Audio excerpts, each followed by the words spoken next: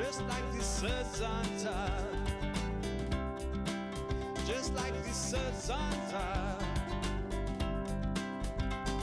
Gonna ride, ride, ride, ride, ride, ride, ride, ride, ride, ride, ride, ride, ride, ride away.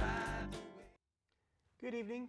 Welcome to Wavelength, the show where we talk to local people about local issues and hope that eventually everybody will get a little bit more on the same wavelength.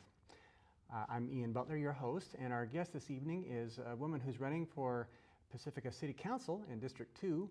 I had a conversation with her recently, and I think she has some really interesting ideas about the city, which I think will be enlightening for everybody to listen to. So I'd like to welcome Christine Boles to the show. Hello, Ian. So nice to finally meet you in person. It is very nice to see you. Yeah, I really appreciate you coming to be on the show. And I appreciate you putting yourself out there and running for city council. I know it's not an easy thing for a lay person to do. Uh-oh, your microphone went the wrong way. Oh, no. Here, let's put it like that. There we go. I'm afraid they'd just be hearing your heart going bump, bump, instead of your words. Yeah. But yeah, so we can talk certainly about, running for city council, that side. But I think just in general, because this show is going to air just shortly before the election, right, but continue airing after the election. So rather than just talk about the election, we can talk about the city right, and what. And that's why I'm running, because I care about our city, and I've been involved for a couple of years, and I've learned so many things, and I have a lot of questions too. Yeah, I'll bet you do. Yeah, and I'm sure you're learning a lot of them, a lot of things. So maybe we could start by talking a little bit about you and like your background, where you come from, what you do. Sure. Yeah. Tell me about yourself. Yeah, sure. Yeah. Well, I was actually born in Belgium. My whole family is Belgian and come from a line of coal miners and bakers and farmers. So you're a coal miner's daughter. Granddaughter. Granddaughter. Actually, my dad did work in the coal mine for a little while. He was really anxious to get out of that, though. So he was fortunate to have had engineering training, and actually when he was in high school, he won a trip to the U.S. With an essay contest. Ended up in Texas, and of all places, and really fell in love with the country, and ended up dragging my mom along, when my brother and I were 3 and 4 years old. And we moved to the South. I grew up there, and it's interesting, being an immigrant, I think has given me, I think, a lot of empathy for for other people going through that, going to school and not speaking any English, and having cultural habits and celebrations and so forth that weren't common where we were. Anyway, I can see how that would give you a little bit of insight into people that are in our community that might have similar issues. Yeah.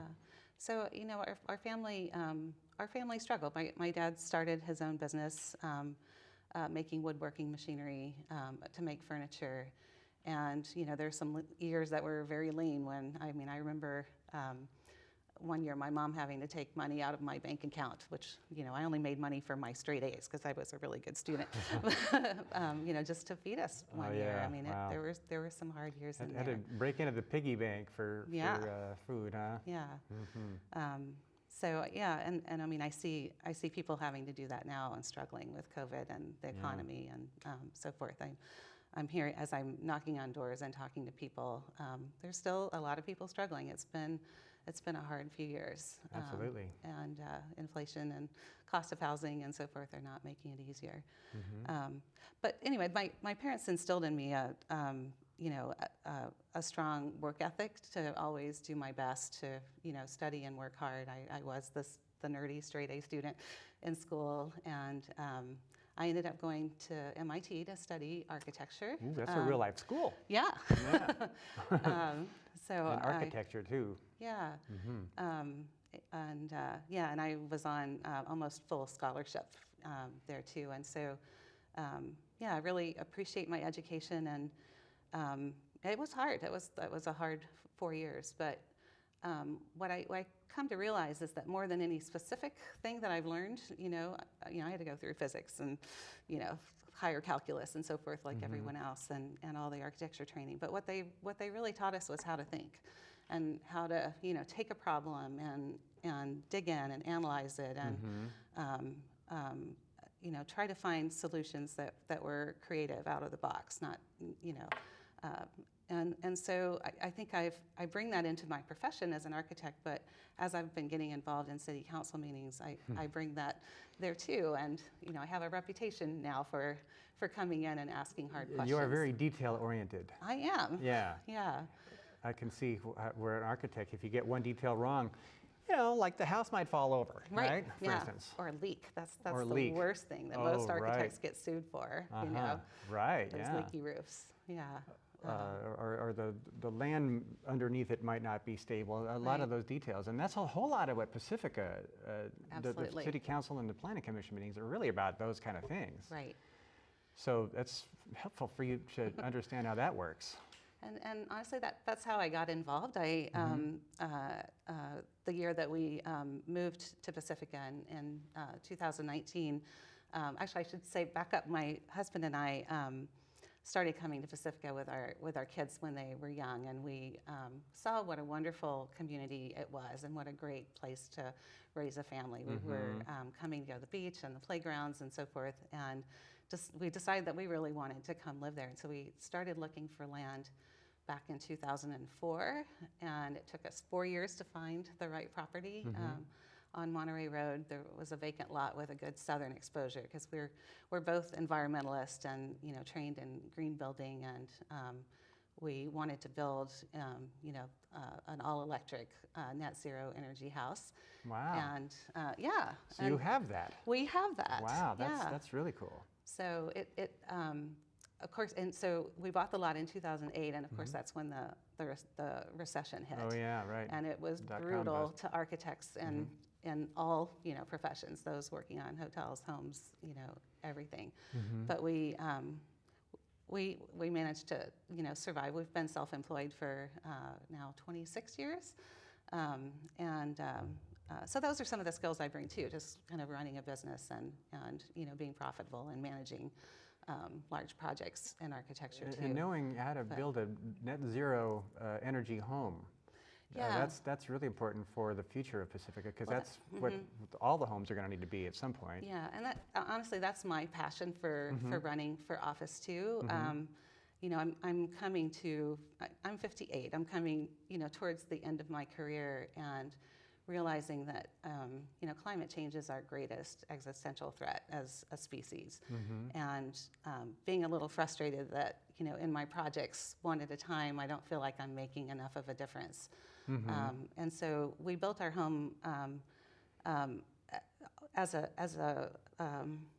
project, as an educational piece, first for ourselves, to see if we could push the envelope a little bit more from what our clients ask of us, to do things even more green, and then also to use it for education in the community. So we've been hosting tours. We try to do that every year around Earth Day. Sign me up. Yeah, absolutely. I'm really curious about that. No, we've gotten such great feedback from the community about that, and I'm proud to say we won an award with Peninsula Clean Energy for our house, and then just in the last year, we've been working on our garden too, and as you might know, water takes a lot of energy, and we're facing such water shortages too, so that's a big part of the equation of trying to build green and conserve water. And we won first place with the North Coast County Water District for our WaterWise garden too. So we're collecting rainwater off the roof. We're reusing gray water from our showers and sinks and laundry directly to water fruit trees and so forth. And then the other big thing that's really important that most older houses haven't done is really to manage your rainwater on site. So we have a series of berms in the front, because we're on a bit of a hill and there's quite a lot of water flow. So to slow the water and capture it. So it's, one, it keeps the water on the site, but two, it keeps it out of the streets and stormwater drains. Because that's the other big issue that we learned quickly, actually, while we were under construction. We live on Monterey Road, which converges with Hickey, and there is so much stormwater that you should see some of the videos I have on my website. It's like so a river of water. Once the water rushing. hits the pavement, and nothing stops it. It just keeps flowing. Oh, no, That's nothing to soak into. Yeah, one of my neighbors got knocked off of her feet, just trying to move her car on the sidewalk, not in the street, but on the sidewalk. Oh, There's so my much gosh. water. Wow. And my neighbor, Lynn Adams, good friend of mine. Everyone knows her. Yeah, sure. She was even here one El Nino year where she saw parked cars on Monterey Road actually moved by the force of the water. Really? So, Wow. yeah. So these are some of the things I've been working on, actually collecting information from our neighbors and trying to work with Public Works to find solutions that are, cost effective. But it's something our neighbor has struggled with for a long time. Yeah. Well, so you have these skills. You understand how to build a home that's net zero energy and deal with things, water issues and all this. So what brought you into getting involved in Pacifica's the political infrastructure as well these days? I didn't start out with the political side, then I. Well, you've been going to the meeting. I've been going to all the meetings. So in 2019, I got a notice of a project that was proposed on the hill above us on Monterey Road on a 55% slope. And being an architect, I thought, well, I'm going to review these drawings because that looks like a complicated project to build on that site. 55% slope. That's steeper than any road, right? Oh yeah, about like that. Yeah. The first thing I noticed, so I know what goes into a set of drawings, right? Because I do drawings in cities all over the Bay Area, and I know how strict, most cities really are. And for this project, they didn't do a full soils investigation, which is like the first step when you're building on something steep like that. Seems right? pretty obvious. Yeah. That's not.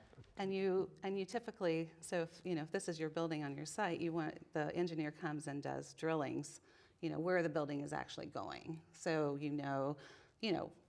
where your rock is, if there's a water table, if there's a history of landslides, if the soils change, and so forth. And for some reason, they allow them to do 2 borings on the sidewalk, on the flat, right by the sidewalk, on the flat part, not where the buildings were going at all. So they had no idea. Not even relevant to the purpose. Right. Who cares what it's like next door? You need to know what it's like where you're actually drilling. Okay, yeah. So I got really concerned, and I ended up notifying our neighbors, and they started getting worried too. And this was during COVID, so we met over Zoom, and the drawings are complicated.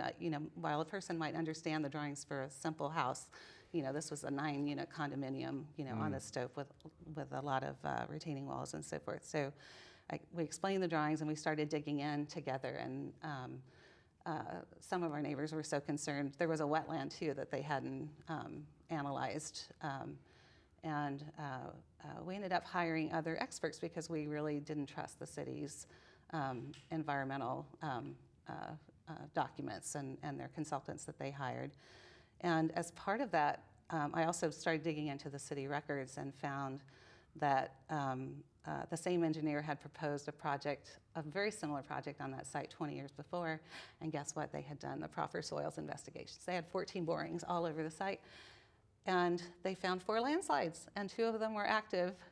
And here we were 20 years later, and I really felt the city wasn't doing their homework to make sure that the neighbors were safe and protected, and not just the neighbors, but even the potential owners and residents this is actually of those safety buildings involved. too. This isn't just minor stuff. Pacifica, we had landslides that killed a family, right?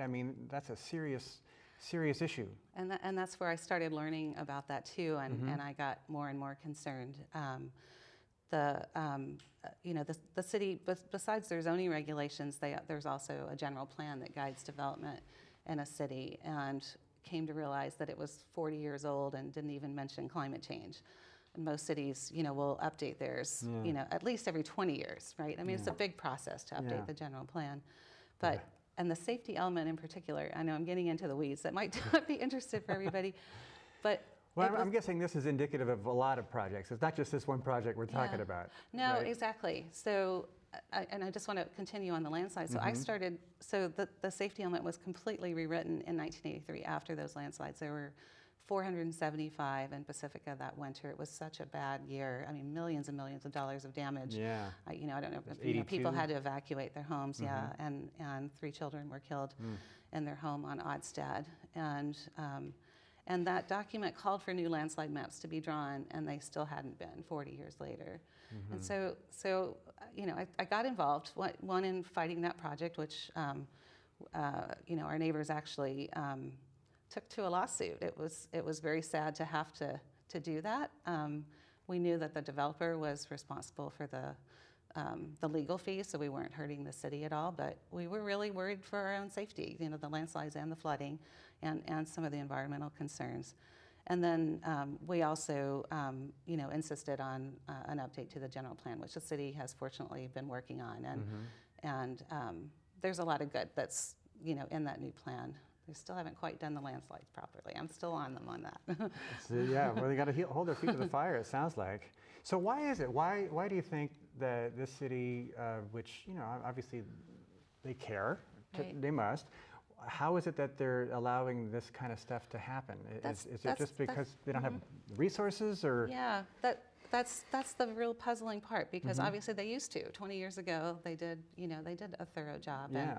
And we're looking at those things. And so part of what I'm learning, as I said, I started getting involved in, after that project, just curious how other things were being handled in the city. And so one of the things I've learned is that we've been struggling with the city budget for decades now. And they have to come up with a balanced budget every year, but if we're not bringing in new revenue, what that means is that we're cutting services and we're cutting staff. And what I'm hearing is our staff is just really overworked, and I don't think anyone wants to do a bad job, or not to be looking. I mean, but if you're overworked, you may not also want to have to do more work, right, to make sure everything's right. So I guess some corners get cut. So how do we fix this? If you find yourself as a council person, what can you do to help the city kind of become more functional for this kind of stuff? Yeah, that's a really hard question, and I think the big question of the day is the economy and how we can bring more money into the city. At a recent city council meeting, as they're talking about the budget, Kevin Woodhouse said, the councils have kicked the can as far down the road as we can, cutting and cutting. And at this point now, it would be cutting essential services. And so they've put a tax measure on the ballot, Measure Y, that you might have heard of, to bring in more sales tax revenue. But what I learned last night, the city kindly brings all the candidates to meet staff of all the different departments and so forth, is that the money they're planning to raise from that sales tax measure really is only covering the structural deficit that we have now. We've been doing okay because we've had COVID ARPA funding that has kept us solvent, and with the level of services that we have. But those are going away, and they've been used. And so this tax measure is to bring us back up to where we were, but where we were is still not doing the job as we need to. Yeah, right. So we really need to focus on bringing in new businesses, on improving the ability of our current businesses to grow and operate and do well. And I think we have such wonderful resources in town too. I mean, we to bring in tourists. I mean, so we've been discovered, right, since COVID, and everyone and coming and enjoying our open spaces, our hillsides, our oceans. Take your mask off and walk on the beach. Yeah. But we're not fully capturing the money we could be earning from that, in terms of larger festivals. Like the dog surfing was such a fun event. That one's the off. World Championship dog surfing. Look at what Pacifica covers that has. every year. Yeah. Yes, that's but couldn't we have more of a festival? Bring in our breweries and bring in our artists and actually have more opportunities for people to spend money, when they come. And again, just building the success of our businesses that we have. Our businesses are also struggling because they are having trouble finding staff, and we're seeing this all over in the Bay Area. Yeah. And part of that is really the cost of housing, right? So, And that's the other main goal that I really want to work on as a council member. And well, it seems like being an architect, you would have a lot of insight into how to do that the right way. Right. That's my hope. So I can bring that book in too. So. Yes. So let me just point this out. You brought this book that, oh, here we go, that you wanted to mention because, well, tell about this. Yeah. Not your book, but. So, yeah, no, this is a wonderful organization, it's called Strong Towns. Strong Towns, that has studied successful cities all over the world. So they have a lot of videos online on like bike-friendly cities and cities with vibrant downtowns with pedestrian centers and so forth, where people really want to come and they want to come and hang out and spend money and be in community with each other, you know. And what this book about is in particular is kind of what went wrong with America after the 50s and how and really why a lot of cities are bankrupt and you know in such dire financial straits as we find Pacifica is too. And it's really the advent of the automobile and the start of cities sprawling. Car-centric design. Yeah. So as we, you know, before when we had tight urban cores and everyone lived together and the cities tend to grow a little bit out but mostly up, all your infrastructure, all your roads, all your sewers, all your water is still very contained, and you've got, you know, more and more people that are helping to pay for keeping that infrastructure up. Well, we did just the opposite. We started taking over our farmlands and spreading out, and all of a sudden you have all these long roads to maintain, and the sewer lines are long. Right. And look at Pacifica, you know, spend we're half your so time spread driving. out, north to south, and I mean, we have the worst paved roads in the whole Bay Area, you know, are our statistics. Well, and you got to have some kind of claim to fame. Right. Yeah. No, we got the beaches too. So it's not an easy problem to solve because but you know, the cities are planned that way. But I know that there are, like in Europe, for instance, there's cities you can draw on as models that works and use as much as you can without completely rewriting Pacifica, rebuilding. And some of what the city is doing, like in the Sharp Park specific plan, is actually taking some of these ideals too. And right. Oh, good. So you know, I've been involved very heavily in reviewing the new general plan and the Sharp Park specific plan, and so you know, right now we're limited to 35 feet, so about 3 stories for all our buildings in town, and so we're looking at going up to 4 and 5, and then that allows you to build more affordable housing too, because you don't have such a large you know, land to unit value. Right. So I just got the signal that we only have 5 minutes left. Oh my God! Can How you did believe? that go so fast? Can you believe that the time flies? So much to talk TV about. time goes by faster, it turns out. So in that last 5 minutes, let's talk a little bit about district elections, because this is, I guess, going to be the first district election for District 2, right? Yeah, I'm so excited about that because honestly, we on the north end of town feel like we haven't really been heard as much, and so this is the first time we get to vote and have someone that represents us that lives in our district. And so I've been spending a lot of time knocking on doors and learning so much from people, you know, seeing their struggles, people, you know, being evicted from affordable housing for Airbnbs and, you know, trying to learn about that.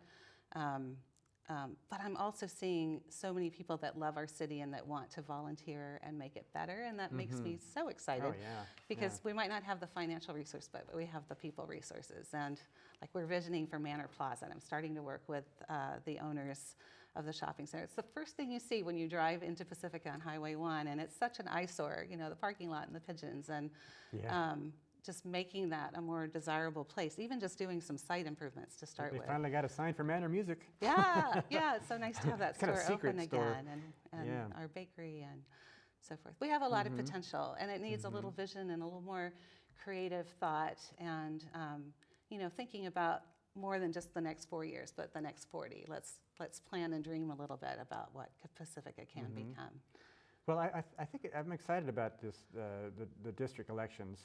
I think one of the things I like about it is that it's more possible for a grassroots candidate to get the word out. You only got to get it out to 1/5 of the city instead of the whole city. You can knock on basically every door, right? That's my goal. Yeah. Awesome. You get to see everybody. Yeah. Well, open the door when it's heard. Have a talk.